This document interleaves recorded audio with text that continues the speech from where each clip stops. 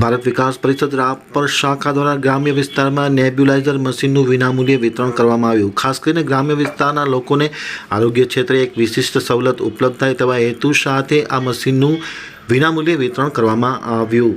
રાપરથી મારા પ્રતિનિધિનો એક વિસ્તૃત અહેવાલ. ભારત વિકાસ પરિષદ રાપર શાખા દ્વારા સ્વાસ્થ્ય પ્રકલ્પ અંતર્ગત નેબ્યુલાઇઝર મશીન ફ્રીમાં વિતરણ કરવા માટેનો એક કાર્યક્રમ રાખવામાં આવ્યો હતો, જેમાં નંદાસર, રવ, રવેચીનગર, ડાવરી, દેશલપર, બાલાસર વગેરે ગામોમાં નેબ્યુલાઇઝર મશીન વિનામૂલ્યે વિતરણ કરવામાં આવ્યા હતા. આ કાર્યક્રમનો મુખ્ય હેતુ રાપર વિસ્તારથી ગામડાઓ દૂર આવેલા હોવાથી દર્દીઓને હાલાકી વેઠવી ન પડે અને ઘર આંગણે સેવાનો લાભ મળે તેવા હેતુ સાથે ભારત વિકાસ પરિષદ રાપર શાખાના સભ્યોએ આ જવાબદારી સ્વીકારી હતી, જે પ્રશંસનીય બનવા પામી છે.